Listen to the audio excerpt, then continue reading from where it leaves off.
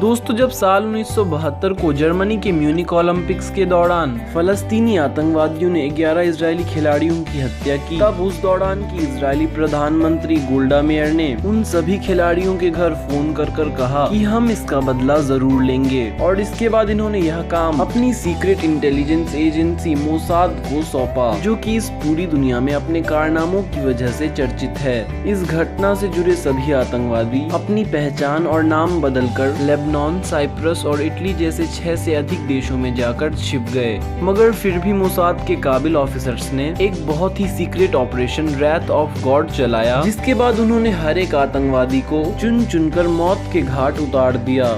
Israel क्षेत्रफल के मामले में भारत के एक राज्य हरियाणा का भी आधा है और यहाँ की कुल आबादी 87 लाख से ज्यादा है।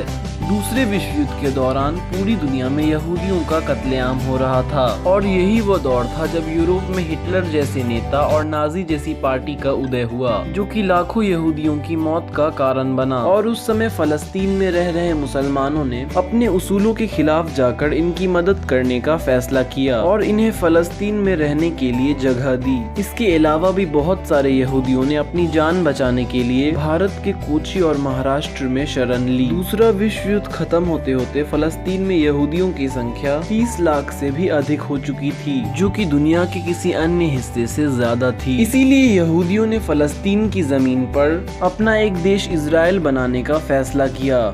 दूसरे विश्व युद्ध के दौरान यहूदियों के साथ जो हुआ, इसे ध्यान में रखते हुए उस समय की दुनिया के बड़े देशों द्वारा यूनाइटेड नेशंस पर एक अंतर्राष्ट्रीय दबाव बनाया गया और यूएन की अनुमति से फलस्तीन के कुछ हिस्से को लेकर साल 1948 में एक नया देश इजराइल बनाया गया। मगर फलस्तीन के साथ दुनिया के मुसलमान और अरब देशों को यह बात पसंद नहीं आई और साल 1948 में एक जंग छिड़ गई जो आज तक चल रही है। उस समय अरब देशों के बाहर भारत दुनिया का एकमात्र देश था जिसने फलस्तीन पर हुई नाइंसाफी पर आवाज उठाई। शायद इसीलिए उस समय इजराइल और भारत मित्र नहीं बन सके। फलस्तीन को उसका हक वापस दिलाने के लिए साल 1967 को 6 अरब देशों ने इजराइल पर हमला करने का फैसला किया, मगर इजराइल ने सिर्फ 6 दिनों में ही अकेले इन सभी देशों को हरा दिया, जिसे इतिहास में जून वॉर या फिर 6 डे वॉर के नाम से जाना जाता है।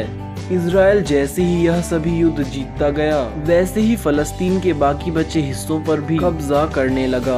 आज के समय इजराइल की सीमाएं एंटी ब्लास्टिक मिसाइल डिफेंस सिस्टम से लैस है, इसीलिए इजराइल की तरफ जाने वाला हर मिसाइल हवा में ही नष्ट हो जाता है। इजराइल में हुए विकास का कारण यहाँ की टेक्नोलॉजी और क्वालिटी ऑफ एजुकेशन को माना जाता है। इजराइल दुनिया का एकमात्र यहूदी राष्ट्र है और यहाँ के कानून के मुताबिक दुनिया में अगर कोई भी यहूदी जन्म लेता है तो वह इजराइल का नागरिक है और अगर वह चाहे तो इजराइल में नागरिकता लेकर बस सकता है।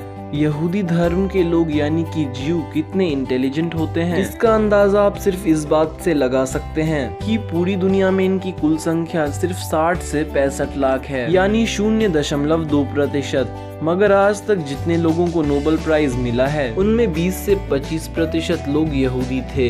महान साइंटिस्ट एल्बर्ट आइंस्टाइन और Niels Bohr, famous writer Anne Frank और बिलियनर मार्क ज़करबर्ग, ये सभी के सभी लोग यहूदी हैं। इसके अलावा भी एटम बॉम्ब के आविष्कारक जूलियस रॉबर्ट ओपेनहाइमर भी यहूदी थे। मोटोरोला द्वारा दुनिया का पहला mobile phone, voice mail technology और दुनिया का पहला एंटीवायरस सॉफ्टवेयर, इन सभी चीजों का आविष्कार इजराइल में ही हुआ था। इजराइल के इतने विकसित होने के पीछे एक और कारण यहाँ की सरकार द्वारा नए स्टार्टअप्स का समर्थन करना है और इसीलिए इजराइल में 3000 से ज्यादा टेक कंपनीज और अमेरिका की सिलिकॉन वैली के बाद सबसे ज्यादा टेक कंपनीज इजराइल में मौजूद है। इजराइल की कुल आय का एक बड़ा हिस्सा अपने देश के टेक्नोलॉजिकली एडवांस्ड हथियार दुनिया भर के देशों में बेचने से आता है।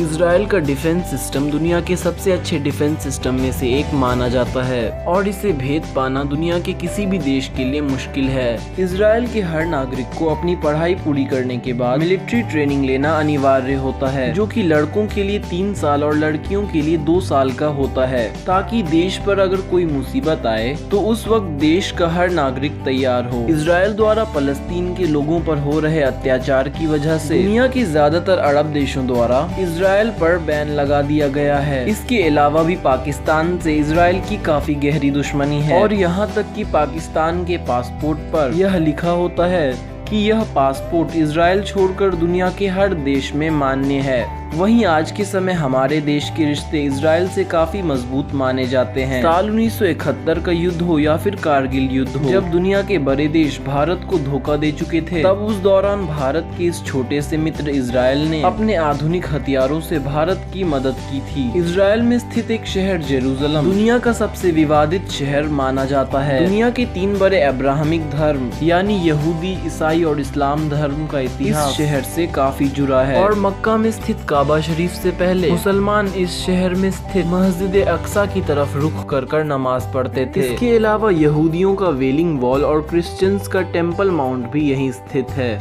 साल 1980 से पहले जेरूसलम फलस्तीन की राजधानी माना जाता था, मगर साल 1980 में इजराइल ने इस पर कब्जा कर लिया और आज के समय यह दोनों ही देश इसे अपनी राजधानी बताते हैं। इजराइल में मौजूद डेड सी दुनिया का एक ऐसा समुद्र है जहां कोई भी इंसान नहीं डूबता है। इस समुद्र में नमक की मात्रा काफी ज्यादा होने की वजह से डेड सी में मौजूद पानी की डेंसिटी काफी हाई है। इजराइल दुनिया का एकमात्र देश है जहां 20वीं शताब्दी के मुकाबले 21वीं सदी में ज्यादा पेड़ मौजूद हैं। इस वीडियो में मैं शाउट आउट देना चाहूँगा अर्श और आजम को, हमारे सभी वीडियोज में अच्छे कमेंट्स कर हमें मोटिवेट करने के लिए। इस वीडियो का सवाल आपको कमेंट्स में लिखकर बताना है, इजराइल किस साल बना था। ध्यान रहे यह सवाल इसी वीडियो से पूछा गया है। इसका सही जवाब देने पर आपको भी नेक्स्ट वीडियो में शाउट आउट मिल सकता है। तो आपको हमारी ये वीडियो कैसी लगी? अगर अच्छी लगी तो लाइक, शेयर और सब्सक्राइब करना ना भूलें। तो फिर मिलेंगे एक नई वीडियो के साथ, तब तक के लिए नमस्कार।